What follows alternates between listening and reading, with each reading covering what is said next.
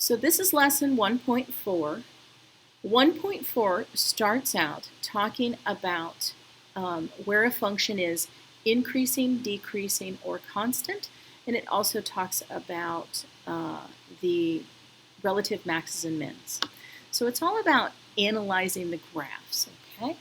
So what we're going to do, we're just going to start out with problem number 1. So we're going to do problem number 1 together. And let's read the instructions. So problem number 1 says, use the graph of each function to estimate intervals to the nearest half unit on which the function is increasing, decreasing, or constant, and then support the answer numerically. Okay?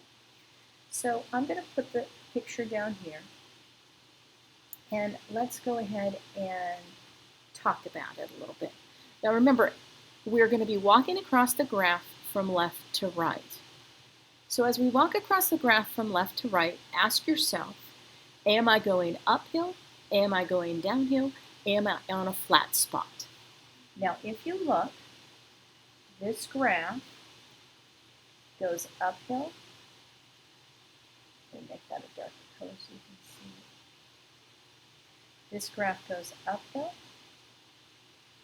Then the graph goes downhill. Then the graph goes uphill.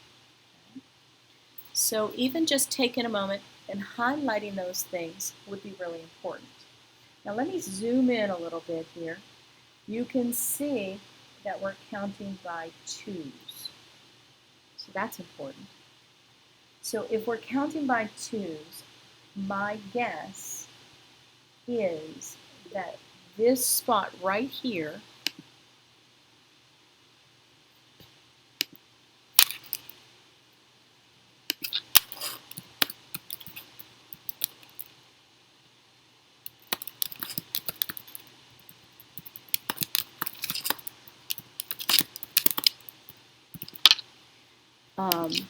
is that spot where it turns over. It seems to be about -1.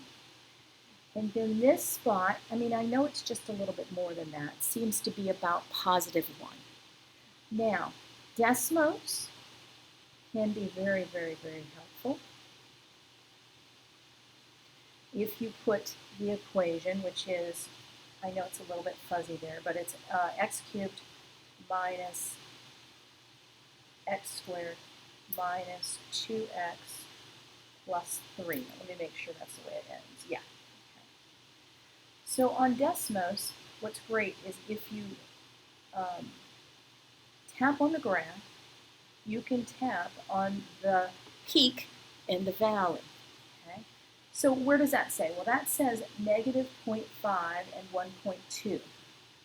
So a little off of what I was saying, but so this says -0.5 and 1.2. So close to what I was after. So what do we know? Well, this is how you're going to check it numerically. Okay. So we know that around -0.5, -1, and around +1 are those switchovers, those peaks and valleys, the points I've put in blue. So let's count by halves a little bit before that. So let's go to -2, -1.5, -0.5, or -1 would come next, -0.5, 0. Then we're going to count up to, I think 2 will do it. Okay. Now all we're going to do is throw those into the function that we see right there. Okay, so we're just plugging them into the function. So let me do that. So it's going to be -2 cubed minus -2 squared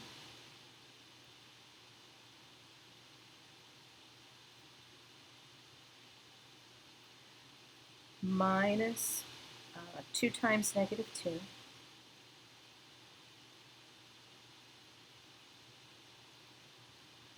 plus 3. So the first Wait a second, I did something strange. Negative 2 to the third minus negative 2 squared minus 2 times negative 2 plus 3. Okay, so the first value is negative 5. Now if I was to guess, these should be increasing until about negative 1. Okay?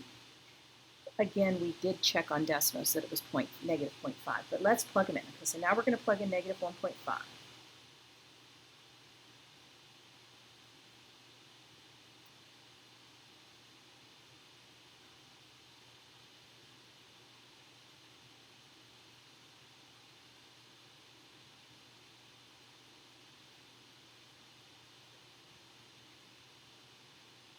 Give me a second.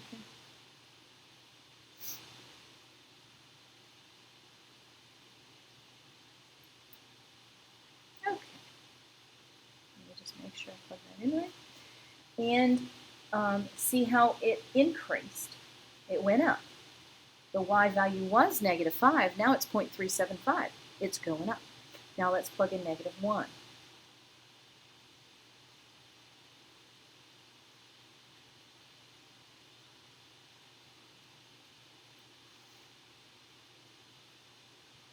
Sorry, plugging these into the calculator. Just a minute.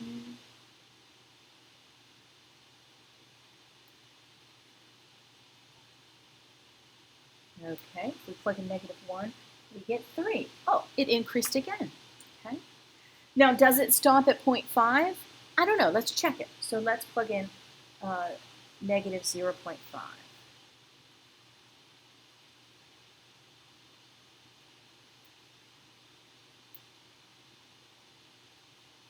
I know, I'm sorry, guys.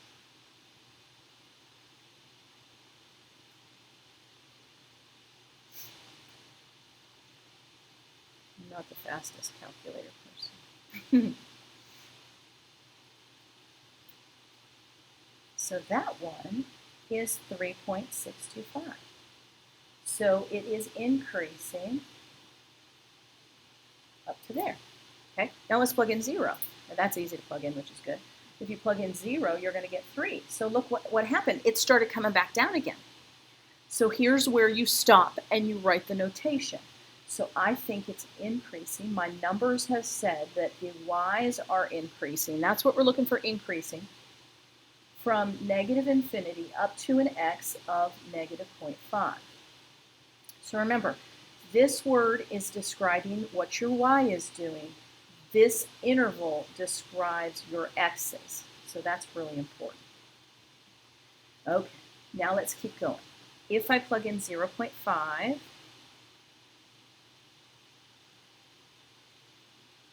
me 1 second. I gotta plug it in. I get 1.875. It's still going down, right? It seems to go down until about maybe 1 or 1.5. How do we know? Well, let's check. So then we have, we're going to plug in 1. We think it's going to keep going down. And if we plug in 1, we get 1. It's still going down. Now let's see if it pops back up at 1.5, because look, right here, it's popping back up at this point. So let's see, did it get back up at 1.5 or is it something before that? Let's plug in 1.5. So it's going to be 1.5 cubed minus 1.5 squared minus 2 times 1.5 plus 3. And that is 1.125. Still went up. So it's still, or I'm sorry, it went up. So now this little section is what I'd highlighted in pink. It's decreasing. So how are we going to write that? Well, our y's are decreasing from negative 0.5, and we thought that it stopped at 1. Okay, and then without even trying, but we can plug in 2 cubed minus 2 squared minus 2 times 2 plus 3. It should go up one more time, and it does. And so it's increasing for the rest of the time. So that is from a value of 1 until infinity. Okay? So remember, this here is saying what your y's are doing. This is the x's that you're doing it under. Okay? So it's all about plugging in 0.5s around the values that you think important stuff is happening. You can plug it into Desmos, and Desmos will give you even more accurate points than we're doing because we're only doing to the nearest half. So, use Desmos as a guide, but all you're going to be doing for the first 10 problems, you're going to plug in 0.5s around your points of interest. So like problem, let's see, let's look at a funky one. Let's look at number 8. Okay. So number 8, I definitely am worried about what's happening there at -4 and then +4. And then there seems to be a little peak right here that looks like they're counting by 2's again. So that might be 5 might be a really important point for that. 6 might be or after 5, it seems like it's going downhill. So, and if I were to analyze this, what do I think for number 8? Well, I think it's going uphill. I think it's going downhill, so decreasing. Then I think it's going increasing. Then I think it's going decreasing. How do I know that? Well, I plug in points to the nearest half, and the nearest half will guide me as to, are the y's increasing after all? Are they going up? Are the y's decreasing in that section? Are they going down? Remember how I told you to put problems like number 8 into Desmos if you want to see it into Desmos? See the restriction right here? You would just put that in squiggly brackets in Desmos. So you would type this out, and then right next to it, just in squiggly brackets, you put the inequality, okay? So any questions about what you need to do for 1 through 10?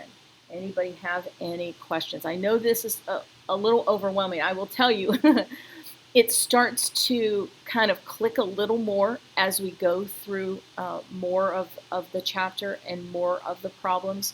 So again, just give it your best shot. Any other questions about 1 through 10?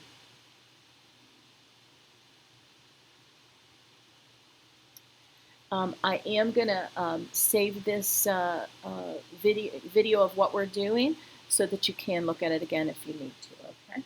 So now the next section is 12 through 21. Let's read that. Okay. It says, estimate and classify the extrema for the graph of each of the functions and support the answers numerically. So of all the sections, I do not care about supporting the answers numerically. So you don't have to plug points in. This is what I want you to do. We're going to use a trick for 12 through 21. I would like you to use Desmos. Okay? So let's do 12. And let's assume, okay, I might be able to tell you. I'm sorry, those are a little bit fuzzy. Let me kind of go over the powers here. Let me pull up the actual book so we can just talk about the powers that you see there, because they are a little bit fuzzy. I'm sorry about that. Sometimes I'm just taking a picture with my phone and then it gets a little fuzzy. Okay, so let me tell you the equations, okay?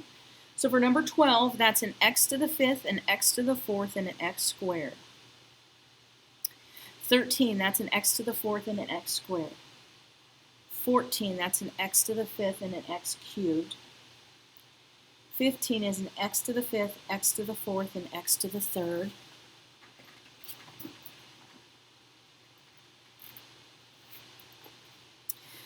16, that's a 4, 3, 2, 1. The powers go in order. 4, 3, 2, 1. 4, 16. Goes 4, 3, 2, 1. Sorry, they're so fuzzy. 17, it starts with a 7.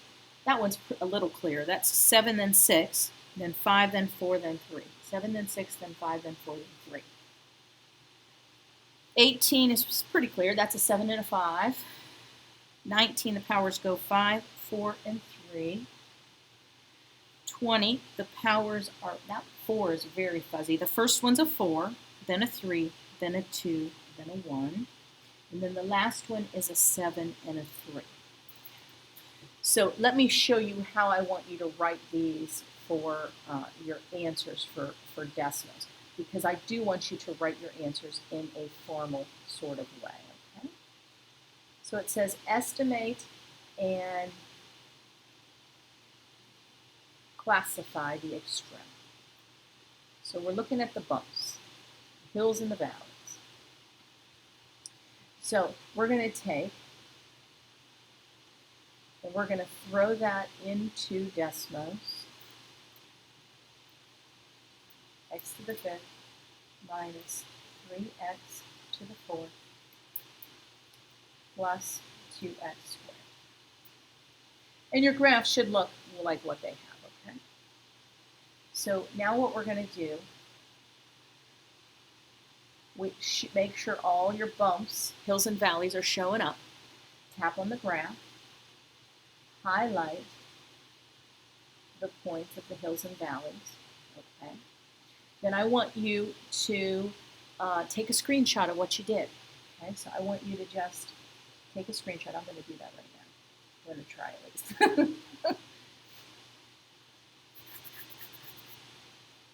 And, well, that didn't work. Let's try one more time. There we go.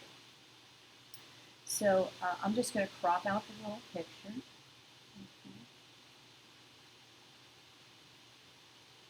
I'm going to save it to my photos. Then, in Notability, if you can hit the little plus in the corner, and if you hit Photo Library, I can find the most recent one and just insert it. And I'm going to just put it next to the original. And then I am going to list what I found.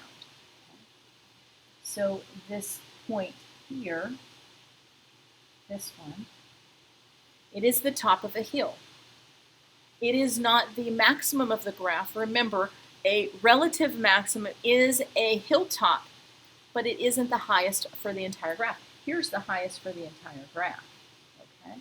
So we're going to say when x equals negative, well, let's write it like this. At f of negative 0.52, you don't even have to write the whole thing. The y value is 0.28. And it is a relative maximum. It's a hilltop that isn't the highest hilltop in the land. Okay? And then I need to discuss what's happening for this point right here. So f of 0.682 equals 0.429 is another relative max. It's a hilltop, but it's not the highest for the graph. This is the highest for the graph. Let's look at this point. 0, 0. 0, 0 is a little valley. It's the low spot for that area. So it is a relative minimum. It's a valley of the graph, but it's not the lowest point of the graph. The lowest point of the graph is down here. And then we have one more, this point right here. It is a valley, so let's write that down. F of 2.241 equals negative 9.099 is also a relative minimum. So I want you to enter these into Desmos. Don't do any sort of algebraic manipulation at this time. The reason I don't have you check it numerically is because when you get to calculus, you'll be able to pinpoint those points exactly, but in a pre-calc class, it's just impossible. You can't pinpoint them. So I just want you to get used to finding them on Desmos. If you were going and doing these for me, like on a quiz or a test, I will give you the graph, and so you just have to pinpoint what they are from the graph. So are there any questions about the section about relative mins and max, absolute mins and max, this section here? Being that I have a MacBook, I won't be able to screenshot anything and place it in. I can screenshot on my MacBook. You can? Yeah. There's a code. Okay, try. Let me play with it right now. I think it's Control-Shift-4. Yes, Control-Shift-4. And no, I'm sorry, Command-Shift-4. Command-Shift-4 screenshots on a Mac, and if that is, that worked. Did it work? Yeah. Great. I found that I wanted to screenshot something on my Mac a few years ago, and I found that shortcut. And there's a few others that do neat stuff. So there you go. Hey, I showed you something. What do you paste it into? Because you can paste it into. Well, for you, you might want to paste it into a Google Doc. You could put it into a Google Doc, drag it into a Google Doc, and then just type up, this point is a relative min, relative max. William, on an iPad,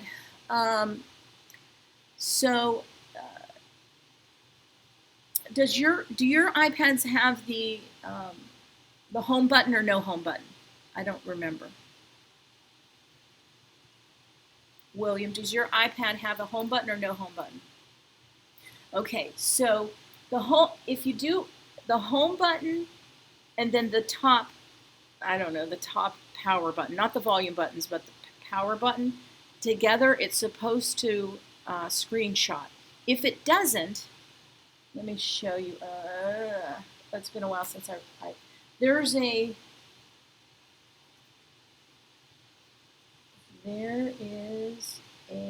place to turn that on. Oh, now you guys are testing me here. Let's see.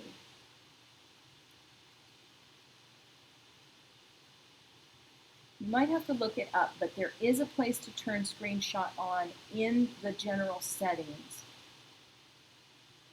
And it might, gosh, I don't remember where that's at. You might have to look it up, turning on, just go to YouTube and say, turning on the screenshots on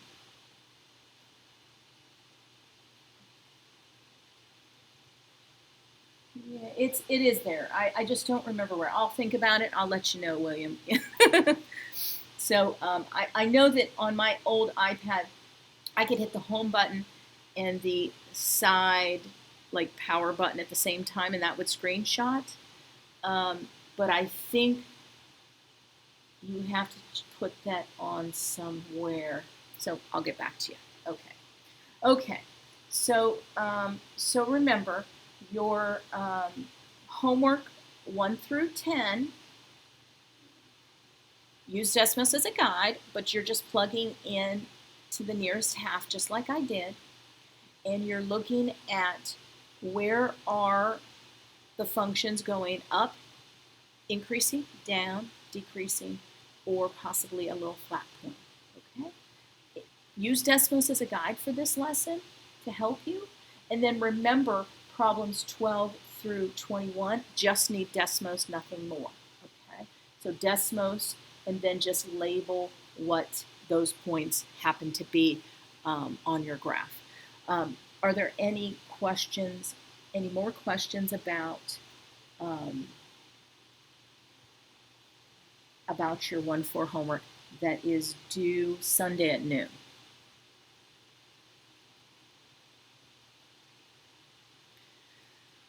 Okay, so go ahead and work on that. And if you get stuck on anything, just ask. And then we'll, I'll try to answer any further questions on the homework the next time I see you next week.